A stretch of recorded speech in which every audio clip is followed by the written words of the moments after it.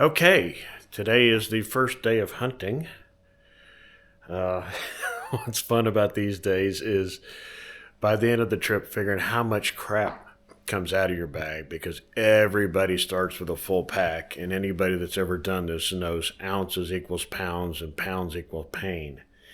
And I got a whole lot of pounds in this pack right now. So by the end of this trip, it'll be funny to see what stays in the pack and what gets shed and left behind. Hell, by the end of this trip, I may be doing this in a bikini and a gun. That's about it. So, anyways, just some of the stuff I've got on me is my Garmin 67i. First time with that. Obviously, the mount for the GoPro for you guys later. Behind me, this pack is designed for carrying a rifle. I've got a three-legged stool back there and a monopod for my binoculars that will help later as far as holding stability when I'm glassing. And that stool will be nice while I'm sitting for long periods. So, with that being said, I'm going to load all this stuff in the truck, go to my first spot, which is about an hour away. And it's an hour just to the forest roads, so it may be even longer than that. But it's supposed to be a beautiful day today. We'll see what happens. And again, it'll be interesting to see how much stuff comes out of this. So wish me luck. I'm taking you all along, so it should be a lot of fun. Let's see what happens. Well, as things go, yet again, just like the first day of my drive, the first day of my hunt, first place that I picked out was really excited about. All my research made it seem like it was going to be really fantastic. I get within a mile of it, so I drove down forest roads for a long time, very bumpy, hilly, windy, narrow, steep off the edge kind of things, to within a mile of where I would have started my hike, and ran across I guess for lack of a better term, kind of a landslide where it come down and put some really big boulders right through the road and washed the road out. So having to go down to plan B, but that's the way things roll, quite literally, with those boulders coming down the hill. But we're on to the next site, and we'll see what happens. That's why we built in so many days, 10 days up here, because, well, shit happens. But you got to roll with the punches. So off to the next place, and we'll see what happens. More to come. Well, so far this is a little wackadoodle, I'm not going to lie. The second area that I decided to come to, I've been driving over trees. I've been taking it really, really slow because it's just full of these rocks over here. Probably doesn't do you a whole lot of justice, but in that 250, it's got a stiff suspension for towing. And I've been dealing with washouts, and I get up to the second place where I want to go, and it's blocked off. It's got trees down, and the road itself is closed.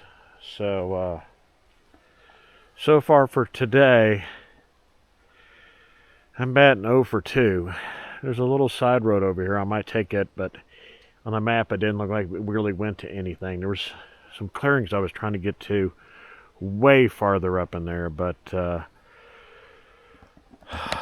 I guess that's part of it, is at least early on trying to scout to understand where you can hunt, where you have visibility at, and where you can't get access to. So, oh look, I'm glad somebody found a little bit of zen here, a little bit of I don't know what you call that, rock stacking. Maybe this was their happy spot for a moment. For me, it's strikeout number 2, and it's 4:15 in the day, so I've got another couple hours of sunlight. It sits here around 8:30 right now, but we must keep pushing on. Can't give up. We'll find it. Okay, after driving around for what seems like forever, I think I've at least found my first glassing spot that I'm gonna try. It's not ideal, but it's a decent way to at least get a little bit of practice in, and I'll continue to explore a bit more. But I've got pretty good view all the way around me, so I'll spend a little time here checking it out. I'll show you around real quick, but it's a beautiful view. Got a river running down there, and then the, 50 off in the distance.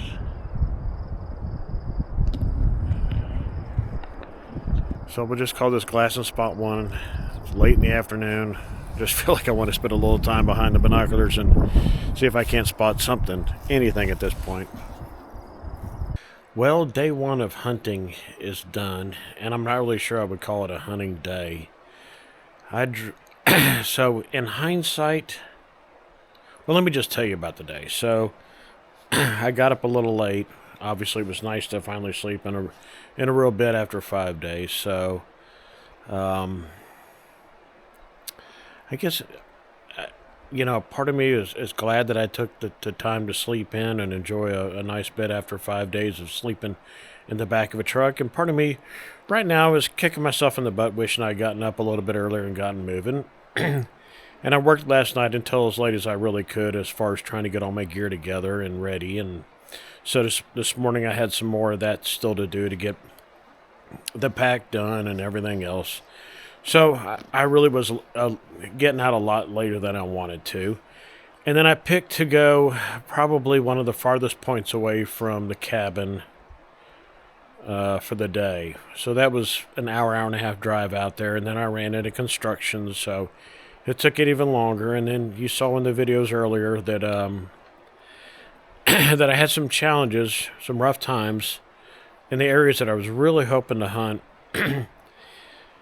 So I had to come up with an alternative plan and found some good scoping areas, glassing areas that may still work out, but it was a day behind the steering wheel, to be honest. It was not any real time of what I would call truly hunting. And maybe that's how it's supposed to work early on. You're spending a lot of time kind of figuring out the lay of the land and what works and what doesn't work. I know today I figured out what doesn't work. And, from running into closed roads or any other issues, it just really wasn't the ideal day for me. But at least I know some areas that I may want to check out.